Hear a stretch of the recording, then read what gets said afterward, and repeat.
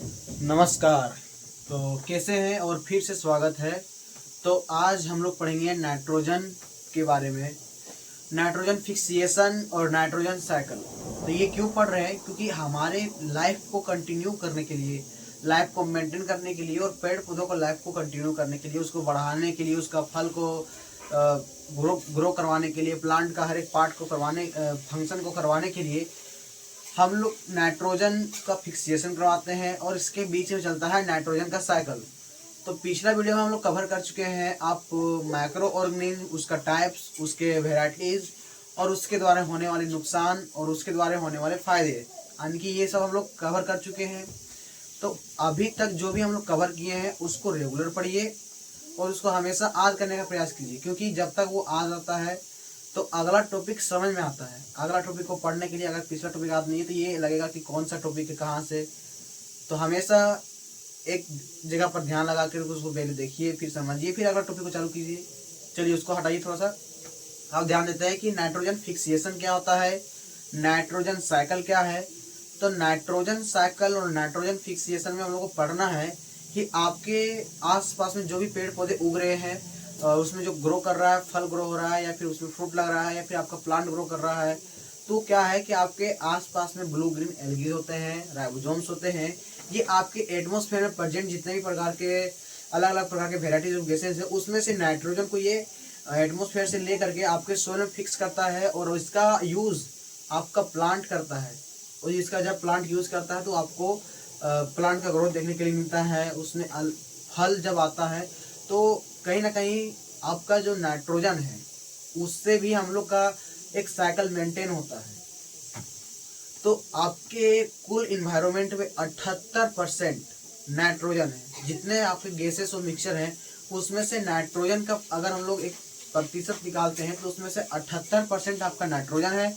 बाकी जितना बचता है वो सब आपका अदर गैसेस है, लेकिन 78% उसमें से आता है आपका नाइट्रोजन, जिसका यूज करता है आपका लिविंग बीइंग, लिविंग ऑर्गेनिज्म।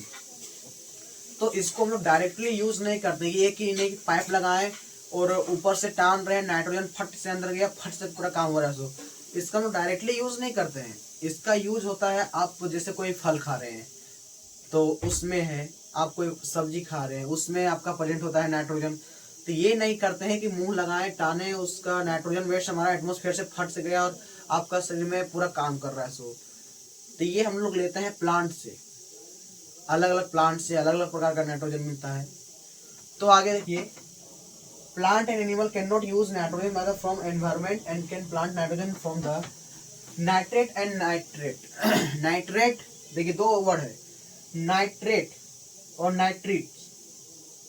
बोलता है कि आप नाइट्रोजन को नाइट्रोजन के फॉर्म में यूज नहीं कर पाते हैं क्योंकि वो उस प्रकार से यूज के लायक नहीं होता है।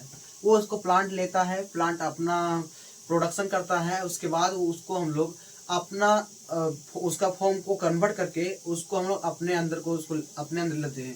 जैसे मान लिया आपका प्लांट, जैसे कि इसका बेस्ट एग्जांपल होगा दाल जो होता है, लहर दाल, उसका पौधा के नीचे बहुत सारे राइबोसोम के बैक्टीरिया, ब्लू ग्रीन एल्गी का बैक्टीरिया पाया जाता है, क्योंकि वो जो दाल है लहर का, उसको उगाने के लिए बहुत ज़्यादा नाइट्रोजन चाहिए होता है, नाइट्रोजन फिक्सेशन करना पड़ता है। तो उससे क्या है कि आपका वहाँ पे आसपास में जो है ब्लू ग्रीन का एल्गी का संख्या बढ़ा हुआ रहता है। तो नाइट्रोजन फिक्सेशन का यहाँ तक टॉपिक क्लियर है आप लोग को। आगे देखिए, नाइट्रोजन साइकिल, कैसे साइकिल चलता है, किस प्रकार से हम लोग उसका फिक्सेशन करते हैं, वो कैसे आपका एनवायरनमेंट से कैच करके आपका नीचे आता है और कौन कौन से चीज़ों से नाइट्रोजन रिलीज होता है और प्रोड्यूस होता है। तो देखिएगा, पहले यहाँ पे आपका एटमॉस्फेयर में नाइट्रोजन है। ये एटमॉस्फेयर से नाइट्रोजन, आपका नाइट्रोजन बैक्टीरिया जो है सो उसके संपर्क में आता है। कौन सा बैक्टीरिया है? ब्लू ग्रीन एल्गी और बैक्टीरिया। ये क्या करता है कि एटमॉस्फेयर से नाइट्रोजन को पकड़ता है और bacteria in the turn fix nitrogen into the nitrogenous compound.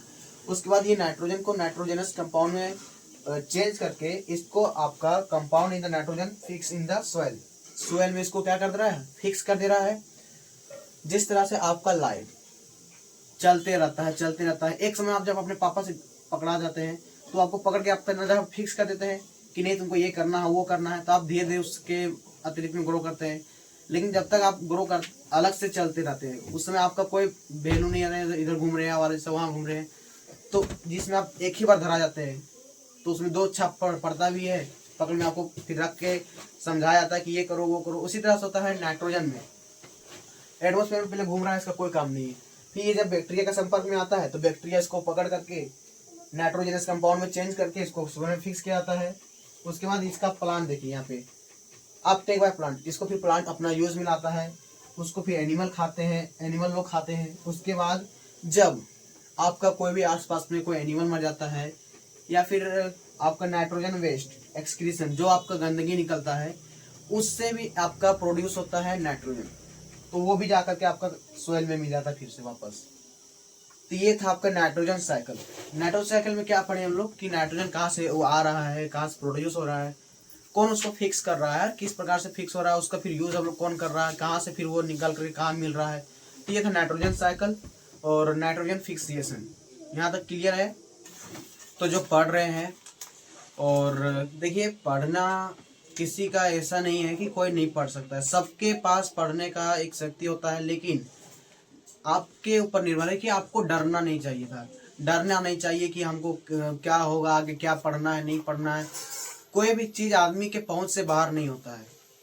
आप अगर कोई चीज़ को पाना चाहते हैं, पढ़ना चाहते हैं, कोई एग्ज़ाम को पास करना चाहते हैं, तो ये नहीं है कि वो मेरे लिए नहीं बना है, ये मेरे पहुंच से बाहर है। सब आदमी अगर पहुंच से ही बाहर रहेगा तो आदमी के लिए वो क्यों बना है बताइए। तो आप ऐसा कभी मत सोचिए कि वो आपसे पहुंच से बाहर है। आप मेहनत कीजिए, मेहनत करते रहिए, तो कोई भी चीज़ ऐसा नहीं है जो आपके पहुंच से बाहर है या फिर वो इंसान के पहुंच से बाहर है। अगर इंसान उसके लिए मेहनत करेगा, उसको पाना चाहेगा, उसको करना चाहेगा, तो वो इंसान के पहुंच से कभी भी बाहर नहीं है। लेकिन आपके ऊपर डिपेंड रहता है कि आप क्या करना चाहते हैं। अगर आप उसको सही में पाना चाहते हैं, आपके अंदर इच्छा है कि हमको करना है, तो आपके पहुंच से वो बाहर नहीं। आप सिर्फ मेहनत कीजिए। मेहनत जब करना चालू करते हैं तो उससे वो आपके पास धीरे धीरे आ ही जाता है। वो कोई भी ऐसा चीज़ नहीं है दुनिया में जो आपके पहुंच से बाहर हो। आदमी यहाँ से उठ करके आप चांद में जा रहा है, अलग अलग देश में जा रहा है, आप बोल रहे कुछ को पाना मुश्किल है, तो ये सब बात फालतू है। आप धीरे धीरे मेहनत करना चालू करते हैं, अपना काम को करना चालू करते हैं, तो आदमी से पहुंच से बाहर कोई भी चीज़ नहीं है। लेकिन जब आप चालू करते हैं तब, लेकिन आप जब बैठे हैं कुछ नहीं कर रहे हैं तो उस समय आपके लिए कुछ नहीं है। लेकिन जब मेहनत करिएगा तो उसके बाद धीरे धीरे ही, लेकिन आपके पास पहुंच में सब धीरे धीरे आने लगता है। तो मेहनत कीजिए। कभी भी बैठे बैठे मत सोचिए कि मेरे से क्या हो सकता है। आपसे जो हो सकता है पहले वो कीजिए, तब ना फिर आगे का करना पड़ेगा। तो पहले बैठ करके मत सोच लीजिए कि हमसे कुछ नहीं हो सकता है। सो आप मेहनत कीजिए। आपसे पहुंच से कोई भी चीज़ ऐसा नहीं है जो आपके पकड़ में नहीं है। सो तो मेहनत हमेशा कीजिए। कभी भी अपने आप को कम नहीं समझिए। मेहनत करने से किसी का भी हार नहीं होता है। तो इसमें से कुछ लाइन है कि हाथों के लकीरों पे मत जाए गालिब, हाथों के लकीरों पे मत जाए गालिब, नसीब उनके भी होते हैं जिनके हाथ नहीं होते हैं। तो मेहनत कीजिए और पढ़ने का प्रयास कीजिए। आपके पहुंच से कोई भी चीज़ बाहर नहीं होता है। और अभी आपके पास समय है। अभी अगर ये समय का आप यूटिलाइज करते हैं, ध्यान देते हैं, पढ़ते हैं, तो ये समय आपका बेसिक होता है। अगर ये मजबूत हो जाता है तो आपको कोई पीछे नहीं छोड़ सकता है। तो अभी से मेहनत कीजिए। समय कहीं पीछे नहीं छोड़ना है। अभी से शुरू कीजिए और करते रहिए। धन्यवाद।